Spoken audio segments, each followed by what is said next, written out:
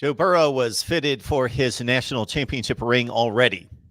And that shouldn't be surprising because his confidence has been displayed a number of times in what he has said and done in expecting to lead the most prolific offense in college football the entire season. He expected that. He expected to win every game. He expected to be dominant in the SEC championship game. He expected to roll over Oklahoma and then to defeat a team that had won 29 consecutive games and were the defending national champion. Joe Burrow has said it over and over and over.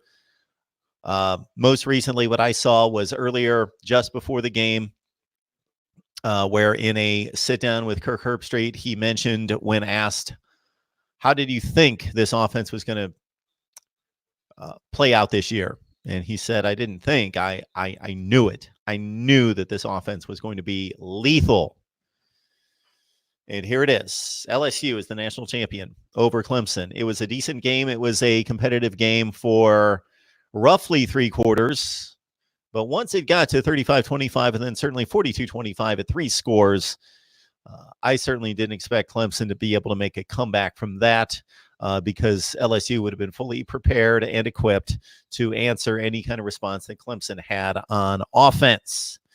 We've got 47 on the line already. We appreciate that. Mark Rogers TV, the voice of college football, and this is the culmination of what we do each and every year, which is talk college football each and every day, 24/7, 365, but this is why they play the games. Somebody once famously said that. This is why they play the games, to determine a champion, and that was determined tonight. And this has been a team that many of you and many prognosticators and analysts have thought was the best team in the country. And I believe they cemented that mantra, that designation tonight with a dominant win over Clemson, dominant in the second half. Clemson jumped down 7-0. They led 17-7. And then LSU took over and scored three consecutive touchdowns, and Clemson got within 28-25. So the Clemson surge that we expected, it took place at the beginning of the third quarter when they came out and got 2 3-and-outs. And that's saying something against that offense. 2 3-and-outs against Joe Burrow and company, and they scored the long touchdown with the 2-point conversion to make it 28-25, and we had a ball game on, or so we thought, but LSU quickly responded. And the LSU defense, it's something we talked about a number of times in posting videos and doing live streams in the 16 games that we've waited, the 16 days that we've waited since the college football playoff semifinals. And that was, okay, what are the matchups? And what do the matchups mean? And what matchups are going to decide this? We had elite units in space on both sides, both offensively and defensively. Clemson wide receivers against LSU secondary. Clemson secondary against LSU wide receivers. And even though the game is typically won, even in this day and age, with all the spread offense and all the speed on the outside, the game is still won in the trenches most of the time. And I do think that LSU won the game in the trenches as well. I think they won that battle on both sides of the football, and I'll get into that in just a second. The battle that ensued, that was won by LSU, that was decided, and it was abrupt, and it was not necessarily shocking because we've seen it all season, but against those athletes, the LSU wide receivers against the Clemson secondary, that was a major win for LSU. And certainly starting with Jamar Chase above anybody else, and his one-on-one matchups with A.J. Terrell, which Terrell won early in the game, very early in the game, and Jamar Chase took over after that and won those one-on-one battles. And then more specifically, if you could point to any unit battle on the field, for me, where the game was won, was the LSU secondary shutting down the Clemson wide receivers, making it nearly impossible for them to get space, to get room, harassing them, pressing them. And that LSU secondary was exceptional. And we could have seen that coming, and we did see that coming. We talked about that during many of our preview videos, because what we saw tonight was very much what Ohio State and its secondary was able to do to Clemson's wide receivers, and that was limit them immensely. Just lean on them, press them, be physical with them, hit them, harass them, show that they're just as fast as them, not as tall as the Clemson wide receivers, but that LSU secondary is serious. And of course, Derek Stingley shut down his side of the field as he has done most of 2019 and being named the only freshman on the AP All-American team. All right, I will get to your comments. And of course, we've got the phone lines open at 860-325-3687. And I see a lot of our standard fare here on the live chat. So I appreciate Jay Jobs and Justin and Digi and Adam, the sports guy, and D. Bucci and Original Tigers LSU, and all you guys jumping on the line to talk college football tonight. So let's get to it. From the top, DJ Bucci couldn't help himself. DJ Bucci, and you have every reason to hold up that finger and wave it. Number one. You are number one. LSU rules college football. Decidedly 42-25 tonight. Could have tacked on another late touchdown, possibly. Mark, I told you. Mark. LSU number one. There's a particular analyst on YouTube, Voice of College Football, that actually was one of the few people I believe was ranking LSU number one way before anybody else was. Way back after the Texas game, I think somebody named LSU number one,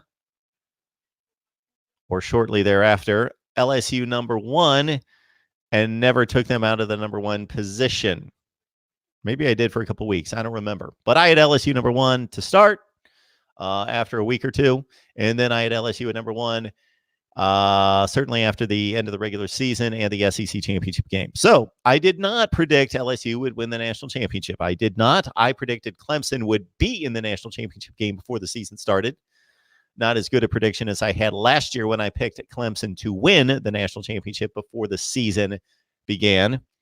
But DJ Bucci, congratulations to you and all Cajun country, all of Louisiana, all those folks that root for LSU across the South and across the nation and across the world. A national championship is a rare feat. This only gets awarded to one team each and every year. We used to award it to 2 and 3 and 4, but right now, over the past 20 plus seasons, it's been one team and 130. Really, there's only about 75 that can win it because the group of 5 obviously is not given a chance. So it's rare. How many teams have won national championships? How many programs, let's say, since the turn of the century, 2000? Oklahoma, Miami, Ohio State, LSU, USC, Florida, Alabama, Auburn,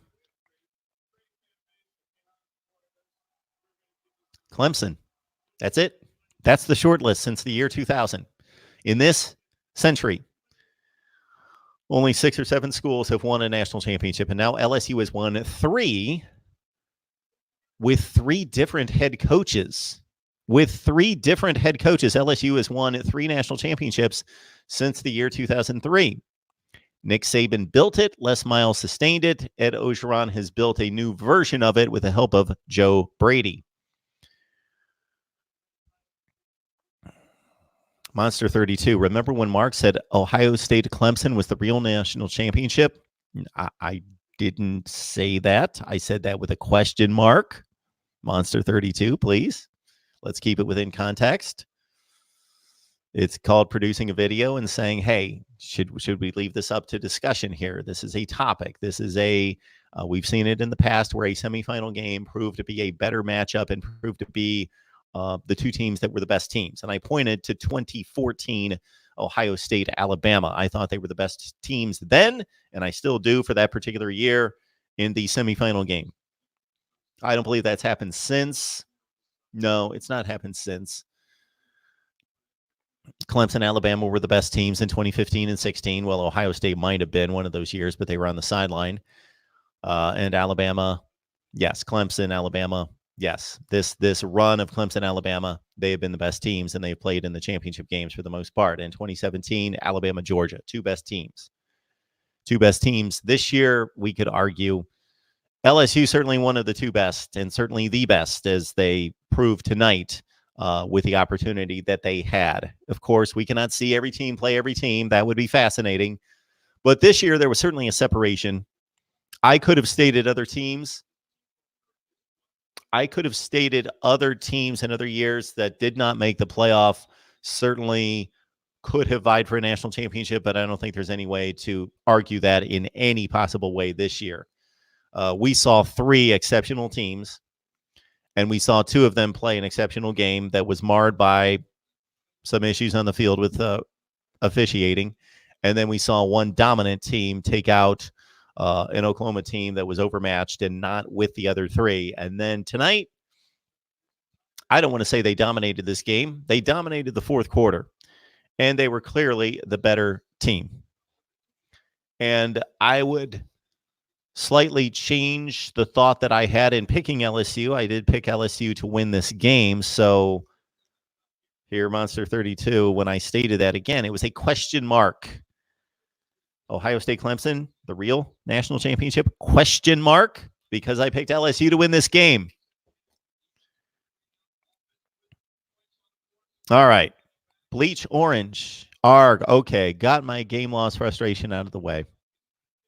It's been a tremendous run, Bleach orange, and the run is not over.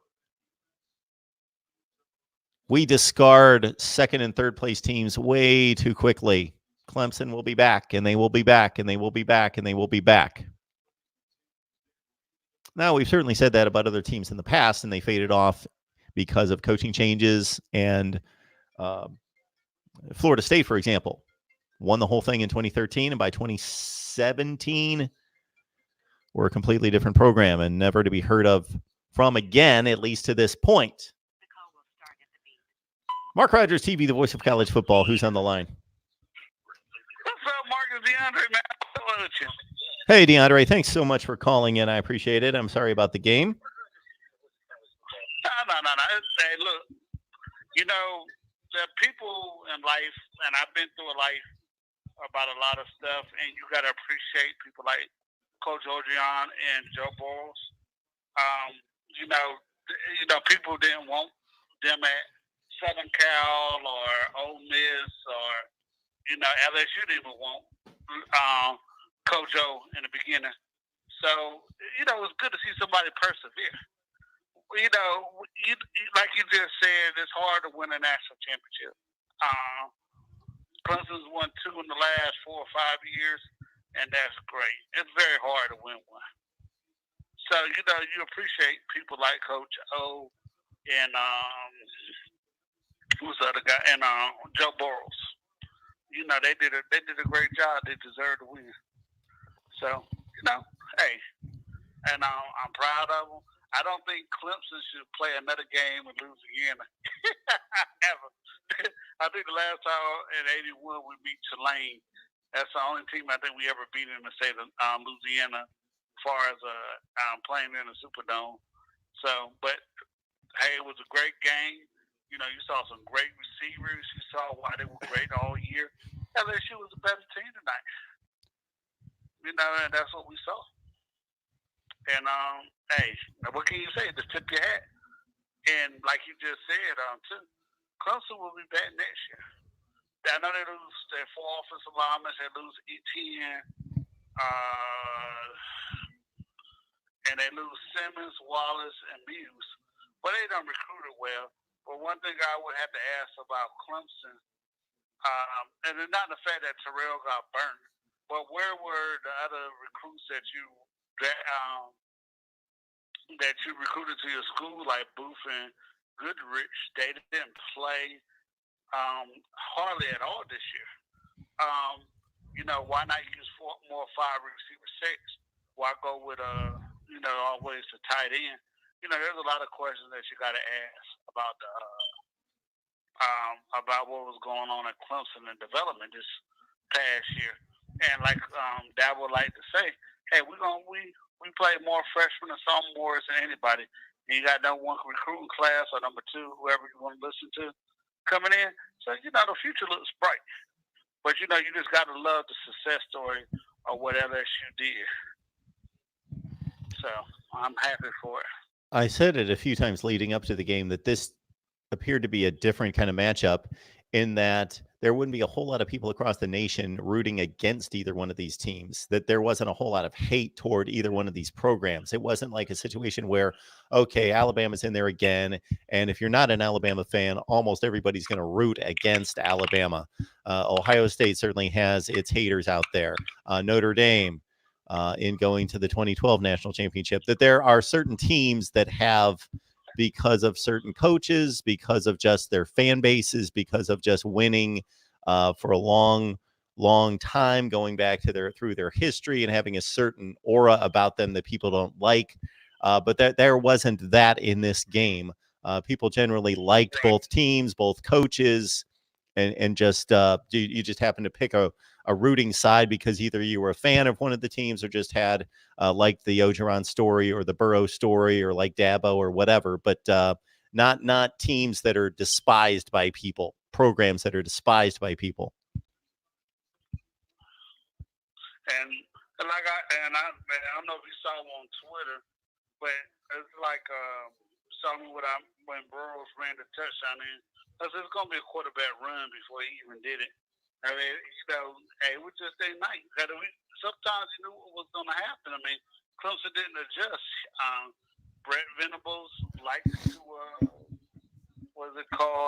blitz the quarterback. And he gave up Terrell against talent receivers, against the gunslingers. And, you got to appreciate what they did this year. I mean, this is the best offense that I have ever seen. That freshman cornerback, he was a beast. And Clemson got to ask themselves some questions.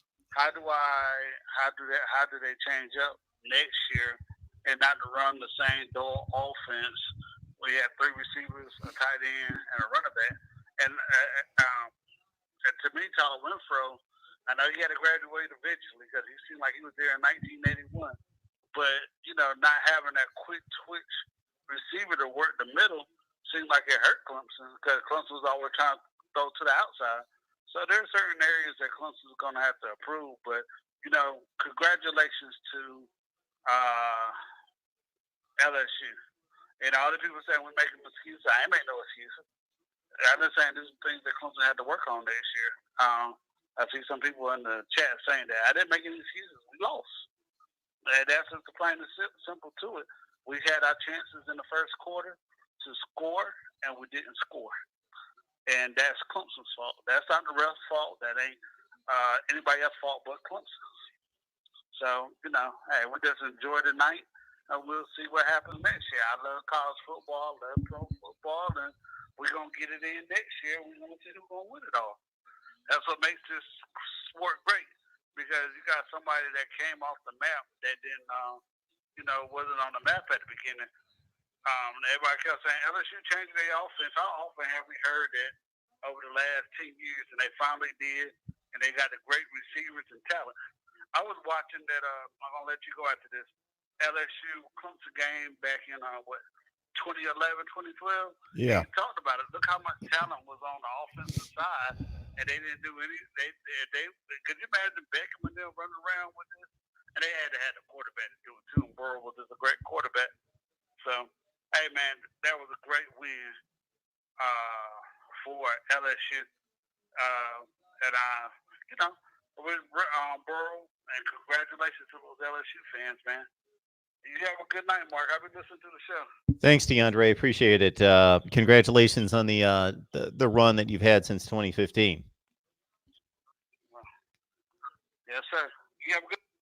Oh, sorry, I cut you off there, DeAndre. I thought you were done. Our man, Nice Guy TV, DeAndre, chiming in with Clemson, and DeAndre calls us on a regular basis. He's a big Clemson fan, defender at the ACC. And took one on the chin tonight, but handles it like a man and tips his cap to this LSU team. They were exceptional.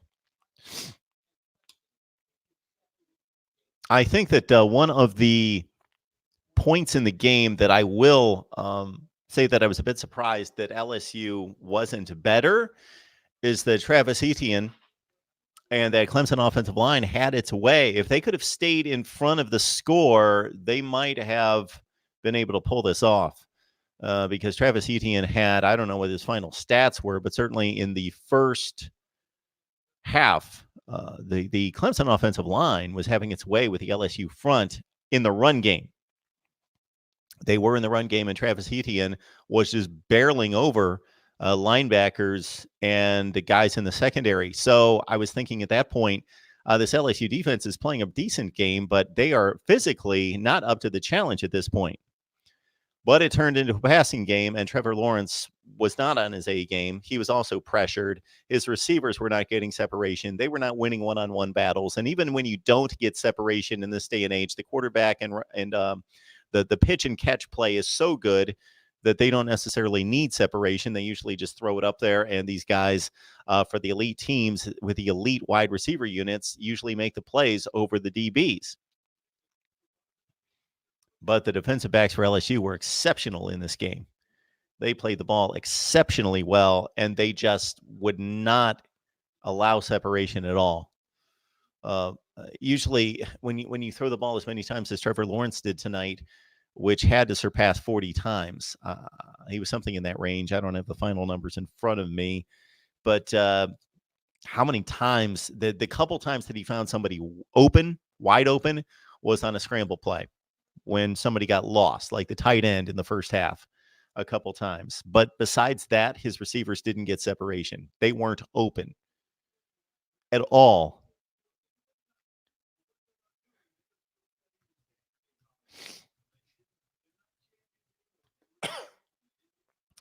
Trevor Lawrence threw it 37 times with 18 completions. So in this day and age, that's not going to get it done most of the time. Completing less than 50% of your passes. When the other guy hits on 31 of 49, that's about 60% for 463 yards with no picks, 5 touchdowns. Trevor Lawrence couldn't find the end zone through the air. And again, Etienne impressed me, and the Clemson offensive line as a run-blocking offensive line. They couldn't do that against Ohio State. They couldn't move those guys out of the way. But they did against LSU. That was one weakness in the LSU defense, is that they were getting pushed around. 15 carries, 78 yards for Etienne. Mark Rogers TV, the voice of college football. Yeah, who's on the line? Hey, Mark, it's McD Sports 4. McD, how are you? I'm doing outstanding. You, sir? I'm good.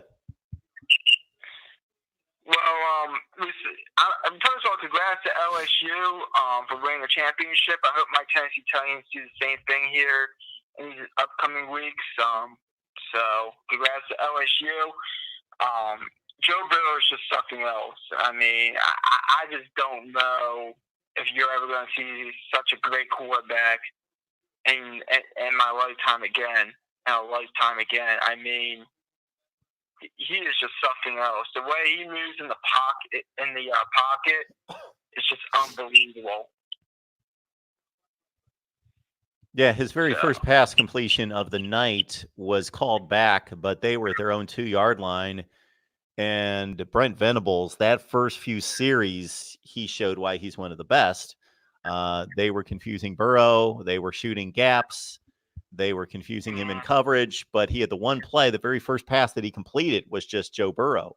It was him dodging all sorts of traffic in the backfield, him flushed out, and then he finds a guy downfield. Yeah, he can throw every kind of pass.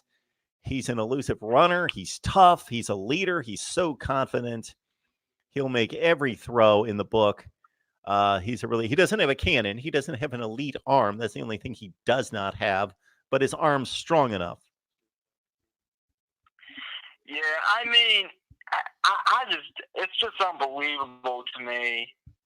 Just watching, I'm just in a complete ooh and ah. Every time I'm watching him, it's just ridiculous. And give Clemson credit. I thought they played okay. I mean, Trevor Lawrence, a lot of overthrows. I don't know what was up with that. He looked kind of flat. I know Clemson fans are going to be running to make excuses, I'll only give them maybe one excuse. I don't think it would affect the game, and that's their leader in defense, Skowski. I always mispronounce his name. I don't think that was targeting. I think that was just a good football play. Personally, I know he loves the crown of his helmet, and overall, but outside of that, I mean, I just think the better team won. That was doing at the press conference right now. I have it on pause, so after I hang up here, I'm going to listen to what he says. But overall, I just can't say enough about the job they did at LSU. Ed Orgeron, people doubting him, proving everybody wrong. He is he might be better. He might be the third best head coach in the country that's actively coaching. I still will put Urban Meyer ahead of him. He's not coaching, so I'll make him fourth because I still think Dabra's better than him, and obviously Saban. But it's just unbelievable the job he has done there at LSU. I mean, I just can't say enough. I mean, hometown kid, wanted to be the LSU coach, got his dream job, and brought a championship to Baton Rouge. I mean, I just can't say enough about what LSU has done. And Clemson, they'll be back next year. I mean, I don't think they're going away if anybody thinks that. But that was really my thoughts on the game. It's officially the off-season, Mark, so if I was going to be getting a lot of, let's just say, lunacy comments and calls. So that's basically how it is. But thanks for taking my call, Mark, and go Terps. We're beating Towson week 1. I sure hope so. Thanks, McD. So the one distinction I'll make about ranking coaches is that there's a separation there when you talk Saban and Meyer in particular, because they did it with multiple teams. They could go anywhere, multiple teams, multiple quarterbacks, multiple personnel, different systems, different eras, and just continue to win and win and win. Ed Orgeron did an outstanding job with this particular team, but this is one season with a lights-out offensive system and a lights-out quarterback, and it all just came into play. I'm not taking anything away from Ed Orgeron, but I'm not going to elevate him to elite coaching status. He's won a national championship. So there's a difference between what you've accomplished sometimes. There's a difference between what you've accomplished and how good you are. So Ed Orgeron's an excellent football coach. There's no question about that. I'm not going to rank him among the greats until he's done this, and not necessarily just winning national championships. The national championship, but continued excellence with different quarterbacks, different systems, different personnel, different influx of the roster, continuing to recruit, let alone, again, Saban and Meyer, they're on a different plane because those guys went everywhere, especially Meyer, and just would win regardless of where he went and win big. But Ed Orgeron, class act, great guy. Seems like the kind of guy that you'd love to have a cold beverage with, and the type of guy that you would want to be neighbors with. Absolutely.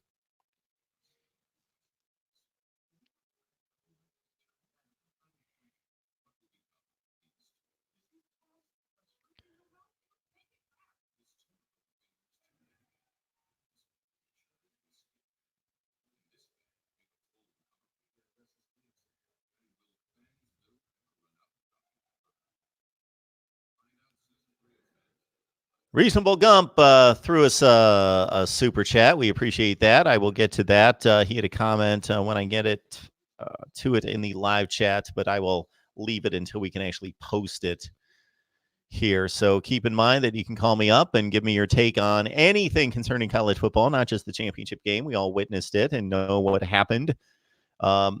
Just to run through my notes, what I took note of in the first half was obviously Brent Venables made life difficult on Joe Burrow the first few series. He went with that 3-1-7 defense that Burrow had to face against Auburn. There were blitzes coming from all over the place. There were exotic coverages, and it obviously worked for a while. And I got to point number 1 on my notes. Okay.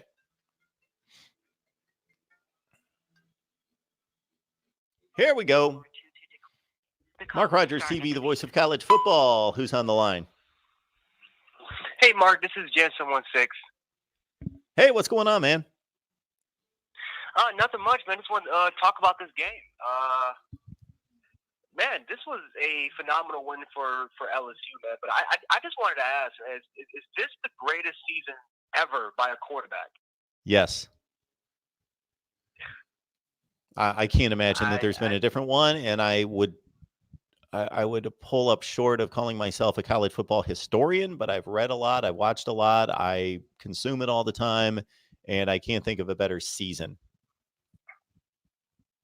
Yeah, I have to completely agree with you. I don't know. It's like everything this year was right for them. I mean, they had all 5 of their starters on the offensive line back. They had all the receivers back, and they all that 5-star talent. Clyde Edwards-Helaire was known as to being that flex type of running back for them. I mean, literally everything lined up for Joe Burrow. But just the fact that I'm more impressed with what Ed Meager and Joe Brady was able to do with them. I mean, the fact that he was just able to go through each and every single one of his progressions, never falter in the pocket. He was able to step in there, climb in. He is just super impressive. I know that there's going to be some people say, well, he's just a one-hit wonder, man. But I can't. I'm not saying he's the greatest quarterback of all time in college football, but you know what? I can't. I can't even get mad if someone wants to say that. It's just I've never seen a quarterback like this that just makes it look so easy out there.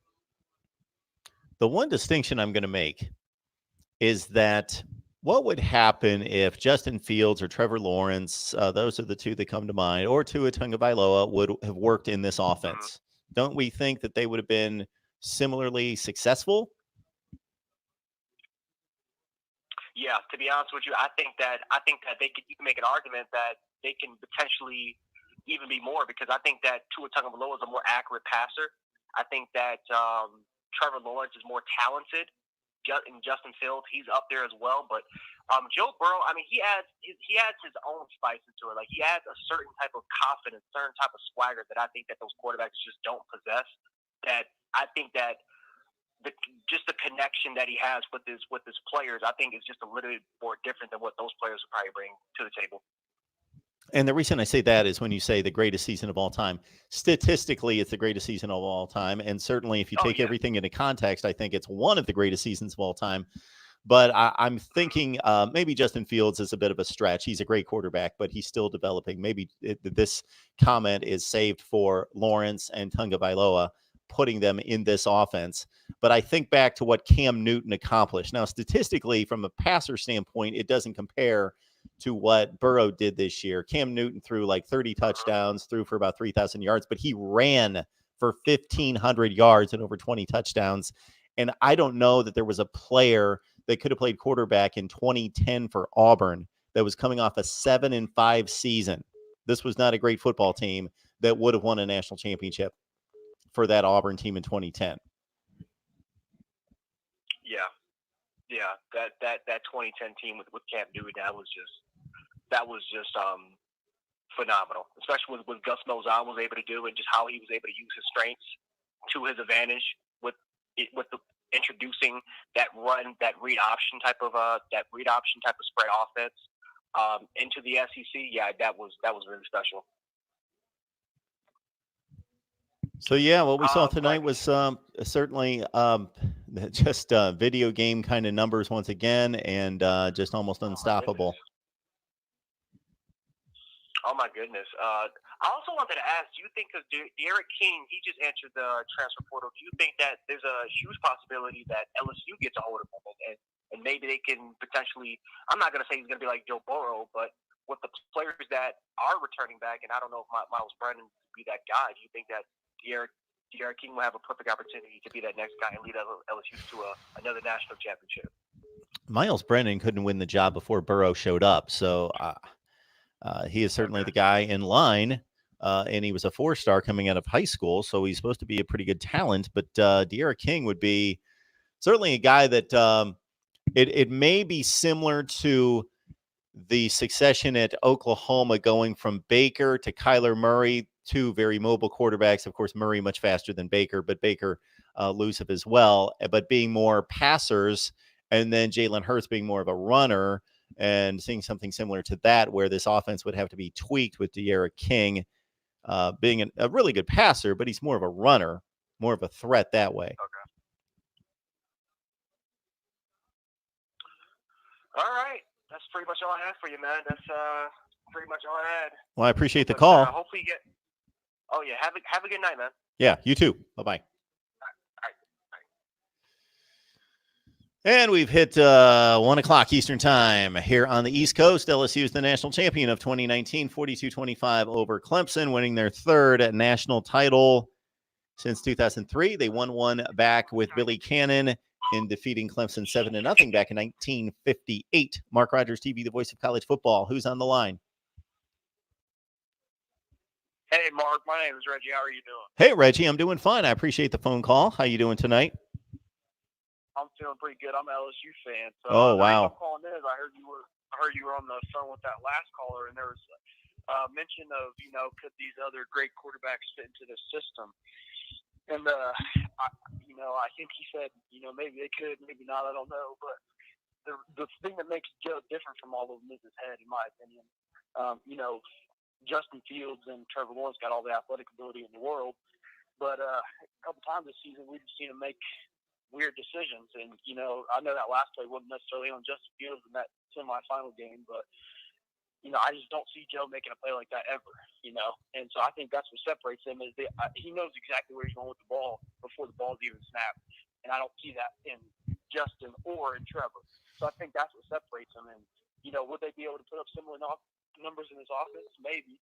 But I just think Joe's just head and shoulders above both of them. And I think that showed tonight in the game when Trevor kind of crumbled. I mean, I think at one time he had like 10 overthrown passes. Yeah. Pretty rough. Finished with 13. Yeah, I mean, it was kind of funny because Clemson fans tried to paint this narrative that they were the underdogs and everybody was, picking LSU. Going through ESPN, it seemed like a lot of the guys were picking Clemson, and everybody was taking Trevor over, Joe in clutch situations because he's been there before. Trevor kind of showed, in my opinion. I mean, he looked good at times, but overall, I mean, I feel like he had a pretty bad game. I don't know how you feel about that, Mark. But. Well, I think there's always a combination of factors, and certainly LSU's pass rush was getting to Trevor Lawrence. They forced a lot of the overthrows. Now, the really good quarterbacks, the great elite quarterbacks, make throws when they can't step up, when they can't deliver in the arm angle that they want to, when they have to change it up.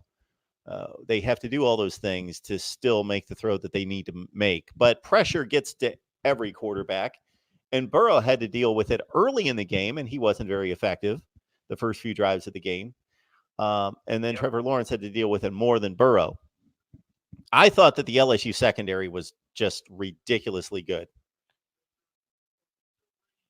Yeah, they played their tails off tonight. They were, that's kind of Clemson's MO is to catch those contested balls. And I think that's one thing we did different from Ohio State. Ohio State was really physical with them at the beginning of their routes. Yep. I feel like LSU was very physical at the end of the route, finishing the route off. No, it's an interesting point. I would agree. Yep. Yeah. So, all right, Mark. Well, I'll let you take some other calls. I just wanted to pick your brain about the whole Trevor Lawrence versus Joe Burrow thing. Well, I appreciate the phone call, and congratulations on the win tonight. Yeah, I appreciate it. I won't be able to get much sleep before work tonight or tomorrow. So. Good stuff. LSU fans. You found a home here. Mark Rogers TV, the voice of college football.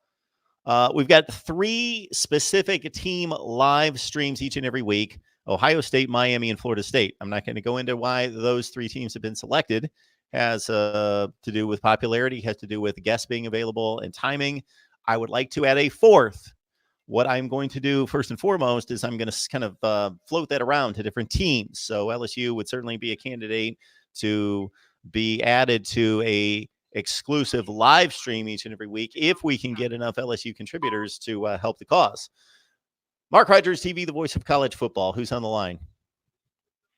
Hey, this is Matt. I'm more of a Notre Dame fan. I'm not really a Clemson or LSU fan. That's fine. But congrats to LSU. Congrats to LSU for winning. I know we beat them the last 2 bowl games we played them, but congrats to them. Looking forward to the Clemson game in November. My question is, with the open offensive coordinator position at Notre Dame, who do you think Brian Kelly gets? Do you think he goes out and gets Joe Brady, or what do you think about that situation? Well, I would think, I don't know where Joe Brady's from. Of course, they got him from the Saints. I don't know if there's any connection to Louisiana for Joe Brady. I've not looked into his background. But obviously, there's a whole lot of factors that have to do with that. There has to do with autonomy, authority that particular coach wants. And maybe if Joe Brady would want to control the entire offense and not any longer, even though he worked extremely well with Ensminger, that he would want the entire offense under his control. Maybe that would be certainly attractive to him. Money has a lot to do with it, of course. Geographic location, family considerations. I don't know what's in Joe Brady's mind and what his goals are. But yeah, he is certainly the hot commodity right now. Yeah, I mean, look what he did with LSU's offense. Like Sure. in 1 year. So that's just kind of, I wanted to see your take on it. Because I like watching your channel on YouTube, and I read a lot of different articles from like Brian Driscoll and a guy you've had on your show too as well. That's a Notre Dame guy. I forget his name, but yep. I follow him on Twitter. But so I just wanted your take, because I hadn't seen really a whole lot of other stuff, outside of Notre Dame circles. So I just wanted like an outside perspective. Yeah, so I watch Notre Dame play the big games. I'm not watching Notre Dame play Ball State, but I'm watching Notre Dame play most of its games throughout the season against the big opponents. So obviously I'm pretty familiar with the personnel and so forth. I don't think Ian Book's nearly as good as Joe Burrow. I think he's a capable quarterback. I think he's one of the 20 best quarterbacks in the nation.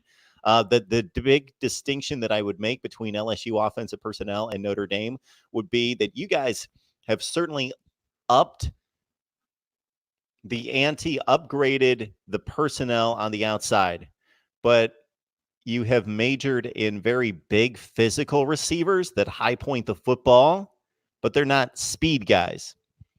This LSU trio is pretty exceptional in being able to combine the size and the height with also the speed. So Notre Dame would have to find some really fast wide receivers that they haven't had in recent years to complement this offense. And obviously you got to have the guy at the trigger.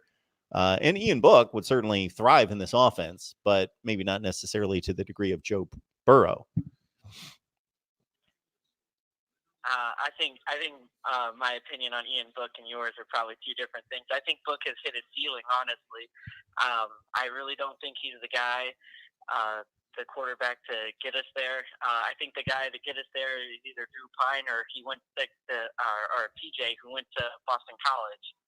So recently here. Sure. But, yep.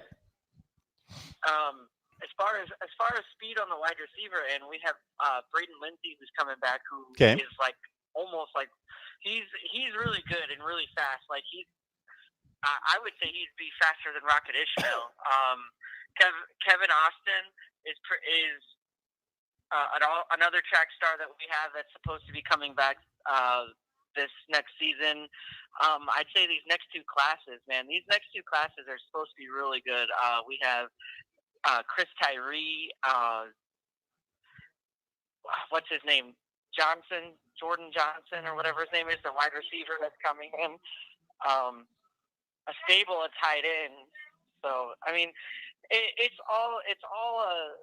say it's all up to development with these new guys coming in, but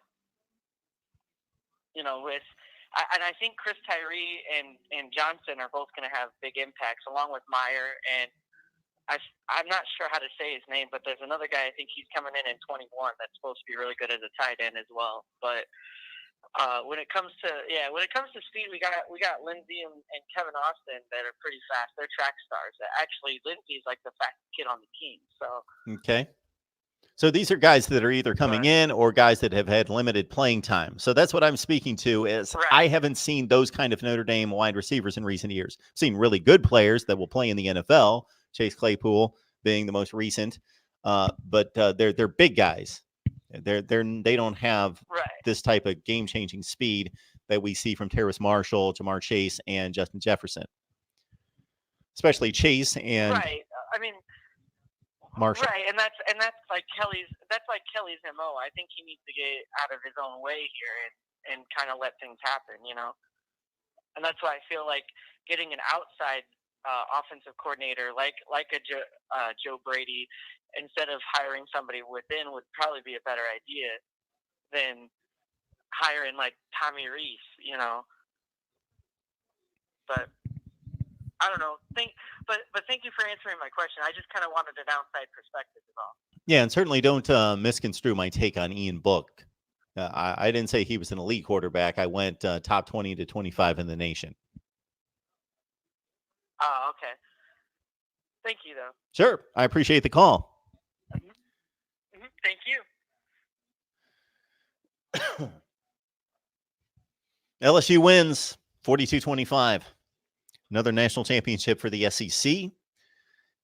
We could count them off since the year 2000 or since the BCS era commenced in 1998. The SEC has far and away won the most national championships. Alabama, LSU, Florida, and Auburn in that conference. Those are all the teams that have won national championships. And then, of course, in the Big Ten, it's only Ohio State. In the ACC, it's only Clemson. Well, it's Florida State as well. They won one in 2013. In the Pac-12, it was USC, period. Oregon got close. And, of course, in the Big 12, Oklahoma going all the way back to the year 2000. And Texas in 2005, coming up short in 2009. We could certainly address year to year some of the advantages that the SEC has had under these two systems, but they have generally taken advantage. They have stepped up when they have needed to, generally more than any other conference. The SEC has stepped up in these big games, whether it be in BCS championship games or in playoff scenarios that have resulted in more SEC championships than the rest of the conferences combined, I believe, since 2000. I don't even think I need to think about that. But again, the SEC has been afforded more opportunities by the system. So that has to be taken into consideration as well. You can't win a national championship if your conference is not represented in the playoffs or in the championship game.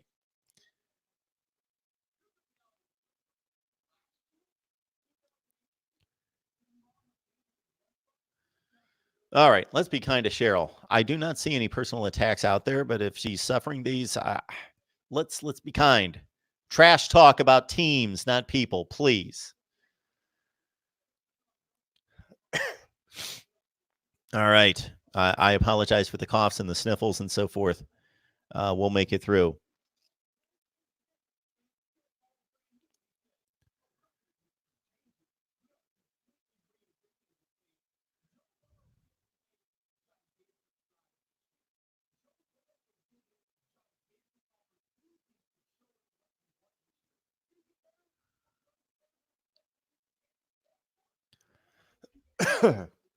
Excuse me, somebody wanting me, TF20, to drop the Miami show.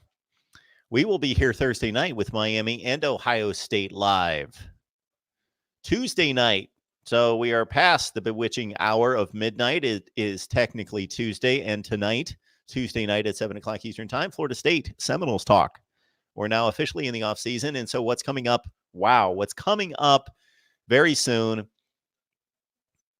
are my rankings of all the teams in the FBS. I started working on this the other day. I have yet to complete it. I'm far from completing it, but by the end of the week, I will be displaying my 1 through 130 rankings from LSU. Yes, I am not going to be some contrarian that's going to rank somebody else above LSU. LSU is obviously number one. And then on down the line, I see that, let's look at the odds from Vegas. I see them on the screen, but unfortunately there's a stupid rewind buffer that's getting in the way. I saw that Clemson and Alabama had the two best odds of reaching the national championship game. But anyway, over the next few days, look out for my 1 through 130 rankings of 2019. My 2019 surprise, meaning good surprise teams, and my 2019 disappointments. Also, we've got a report coming from Miami and Alabama tomorrow. Again, Florida State Live is coming your way at 7 o'clock Eastern time on Tuesday. We have Ohio State and Miami talk on a Thursday night, and I would like to add a fourth live stream, team-specific live stream each and every week, whether that be Michigan, LSU, Clemson, Oklahoma, whoever it is. But for right now, what I'm going to attempt to do, and I've got to be able to schedule it, is I'm going to add a fourth team each week, and that's going to float around until we find, based on your response, the team that is the most popular and the team that I can schedule guests for that particular show each and every week.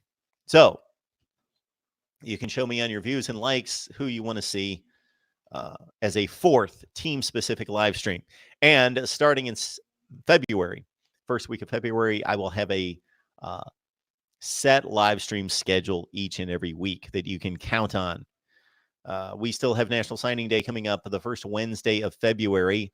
I am going to be running down the top recruits who have yet to sign and where they may sign and do player profiles on those particular players. I will have conference rankings coming out soon in the next few weeks. Oh, and all sorts of stuff. Then before you know it, it's going to be spring football. So way before spring football hits, we are going to preview spring football. I will get to as many positional units as I possibly can across the country and preview positional units for various teams across the country before spring football. Also, we are looking at, as we did the other day with Georgia, we've got 3 specific Georgia posts coming your way. The first one's been released with Jamie Newman coming from Wake Forest via the transfer portal to Georgia. Or maybe he was just a graduate transfer. Regardless, Jamie Newman comes to Georgia as quarterback for 2020. And we talked the quarterback position in Georgia with Jake Fromm moving on to the NFL draft. And we've got 2 other Georgia posts coming up tomorrow, as well as Miami and Alabama.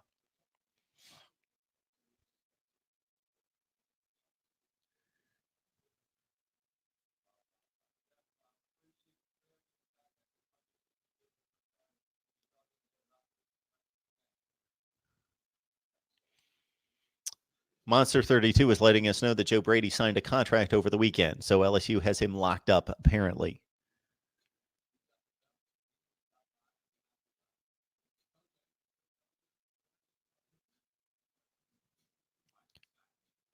Cheryl, I hope I didn't offend you. I hope I was just doing some good there. Maybe that was somebody else that she's referring to there. I don't know.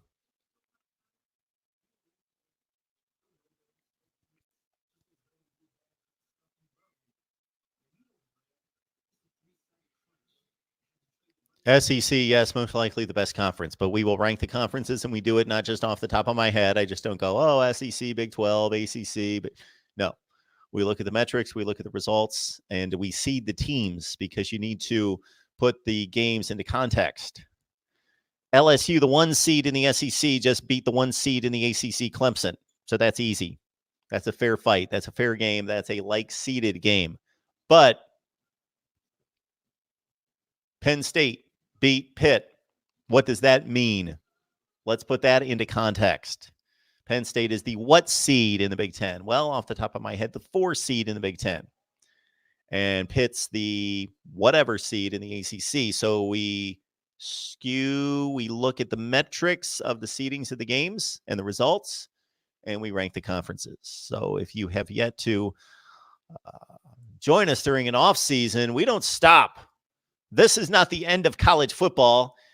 Here at Mark Rogers TV, the voice of college football, we continue on and on and on and on and on. And I would say that we probably do more content in the off season than we do during the regular season because we just talk about games during the regular season. Let me give you an idea. And if you guys have any requests, certainly send them my way to markrogerstv@gmail.com if you have any requests. And of course, the super chat is available for you as well if you would like to contribute to what we do. And we will talk about that more in future days about how you can contribute and help the channel, just not monetarily, but how you can help the channel. This is my list of topics and subjects during the off season. I don't know that I'm going to get to all of these, but this is what I brainstormed. So if you have any requests, don't leave them in the live chat. I'm going to miss them. Send them to markrogerstv@gmail.com or put them in the comments section of any of the videos. All right, let's see here. This is what we got. Mark Rogers TV Player Awards. I'm going to be announcing the offensive and defensive players of the year in each conference. Recruiting updates, of course. As I mentioned a few minutes ago, I'm going to run down the top 300 players in the nation who have yet to sign and do player profiles on those players before the signing period ends on the first Wednesday of February. Schedule rankings and previews. I love to rank the schedules. I run through all the schedules, and I'm going to do it sooner rather than later. I'm usually just coming in under the wire at the end of August, ranking all the schedules, but I will rank all the schedules. And yes, Clemson had an awful schedule this past season.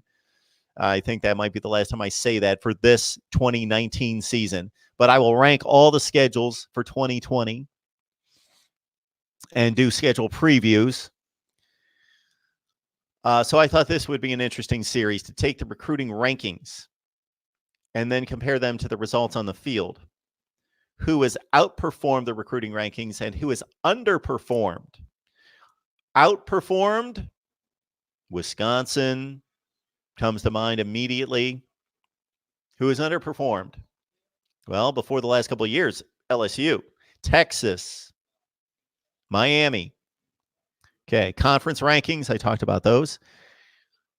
AP preseason polls versus the postseason polls. Maybe I go back 10 years, maybe 15 or 20, and I compare the preseason polls versus the postseason polls. And again, who has overachieved, who is consistently ranked low in the preseason polls, but outkick the coverage and impress us and surprise us, and what programs, Michigan, Texas, underachieve on a consistent basis.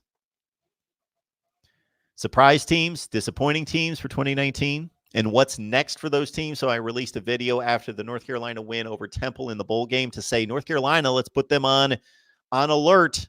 Let's put them on the radar for the ACC in 2020. This North Carolina team brings back quarterback Sam Howell, its 3 top wide receivers, its top 2 running backs, 4 of its 5 offensive linemen, most of its playmakers on defense, and they played really well in spots, and they've got a coach who knows what he's doing, who's won a national championship.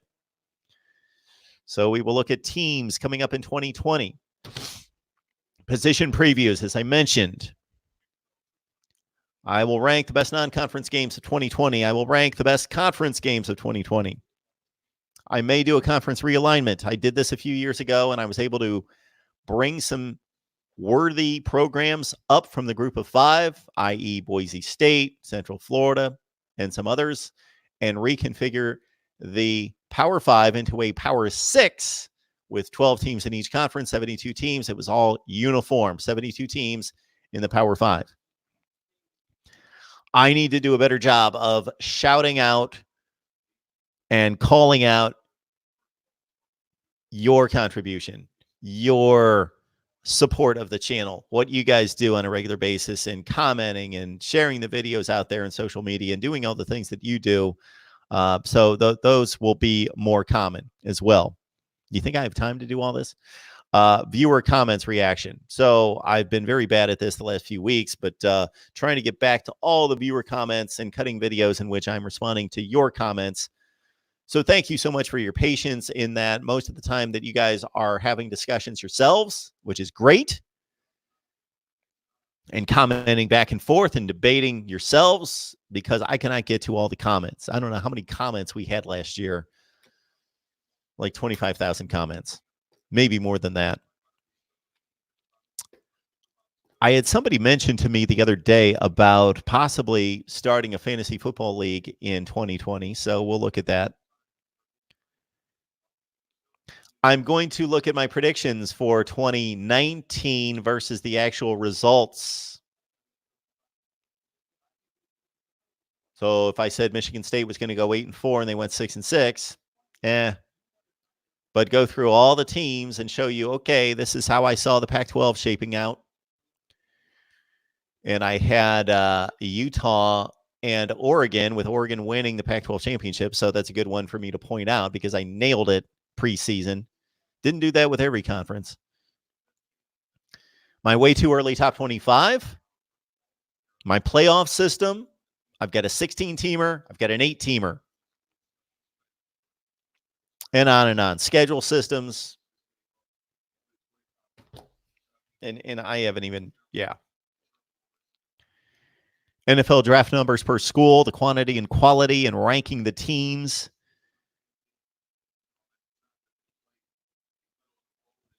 Somebody threw me a good idea the other day, is to shoot a video and ask all of you, what have you done? What is the craziest thing that you've done or amount of money that you've spent to see a game, to see a college football game? What is the craziest thing that you've done where you've had to drive 12 hours overnight to get to a game, or whatever you needed to do, miss somebody's wedding or pay $500 for a ticket, whatever it is that was crazy that you did to see your favorite team play college football or to get to a college football game, or maybe even just watch the game. All right. I think we've just about wrapped it up. I may shoot a video with my analysis of the game, but it's basically what we talked about here over the last couple hours. It's Mark Rogers TV, the voice of college football. I appreciate all of you, and I'm sorry that I couldn't get to all the live chat comments. I am at 106, and it's 125. I don't think I'm going to catch up. You guys are great. You're amazing. Doug Arby would like to see App State play in the playoff. Some people are responding to some of the comments I just made.